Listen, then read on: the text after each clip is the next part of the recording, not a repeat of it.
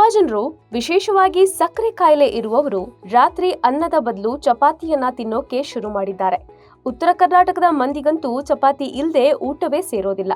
ಆದ್ರೆ ರಾತ್ರಿ ಚಪಾತಿ ಸೇವನೆ ಒಳ್ಳೇದಲ್ಲ ಅಂತ ಆರೋಗ್ಯ ತಜ್ಞರು ಹೇಳ್ತಾರೆ. ಯಾಕಂದ್ರೆ ಚಪಾತಿಯಲ್ಲಿ ಹೆಚ್ಚಿನ ಕ್ಯಾಲರಿ ಮತ್ತು ಕಾರ್ಬೋಹೈಡ್ರೇಟ್ಗಳಿವೆ. ಹೀಗಾಗಿ ರಾತ್ರಿ ಚಪಾತಿ ತಿಂದ್ರೆ ಜೀರ್ಣವಾಗೋದಿಕ್ಕೆ ಹೆಚ್ಚು ಸಮಯ ತಗೊಳ್ಳುತ್ತೆ. ನೀವೇನಾದ್ರೂ ಮಧುಮೇಹ ಕಾಯಿಲೆ ಇದೆ ಅನ್ನೋ ಕಾರಣಕ್ಕೆ ಚಪಾತಿ ತಿಂತಾ ಇದ್ರೆ ಇವತ್ತಿನಿಂದಲೇ ಈ ಅಭ್ಯಾಸ ಬಿಟ್ಬಿಡಿ. ಯಾಕಂದ್ರೆ ರಾತ್ರಿ ಚಪಾತಿ ತಿನ್ನೋದ್ರಿಂದ ಸಕ್ಕರೆ ಕಾಯಿಲೆ ಇರುವವರಲ್ಲಿ ಬ್ಲಡ್ ಶುಗರ್ ಇನ್ನಷ್ಟು ಹೆಚ್ಚಾಗುತ್ತೆ. ಇನ್ನು ರೈಸ್ ವಿಷಯಕ್ಕೆ ಬಂದ್ರೆ, ವೈಟ್ ರೈಸ್ ಬದಲು ಬ್ರೌನ್ ರೈಸ್, ಕುಚಲಕ್ಕಿ ಅಥವಾ ಸಿರಿಧಾನ್ಯವನ್ನ ತಿನ್ನಿ. ಇದು ಶುಗರ್ ಇರುವವರಿಗೆ ಬೆಸ್ಟ್ ಆಹಾರ. ಒಂದ್ ವೇಳೆ ನೀವು ವೈಟ್ ರೈಸ್ ಅನ್ನೇ ತಿನ್ಬೇಕು ಅಂದ್ರೆ ಅನ್ನದ ಮೇಲೆ 1 ಚಮಚ ತುಪ್ಪ ಅಥವಾ ನಿಂಬೆ ರಸ ಹಾಕಿ ತಿನ್ನಿ.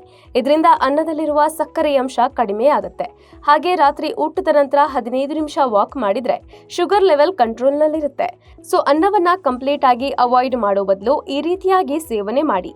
ಇದೇ ರೀತಿಯ ಇನ್ನಷ್ಟು ಹೆಲ್ತ್ ಟಿಪ್ಸ್ಗಾಗಿ ಡಾಕ್ಟರ್ ಬಾಸ್ ಯೂಟ್ಯೂಬ್ ಚಾನೆಲ್ನ ಸಬ್ಸ್ಕ್ರೈಬ್ ಮಾಡಿ, ಹಾಗೆ ಬೆಲ್ ಐಕನ್ ಕ್ಲಿಕ್ ಮಾಡಿ.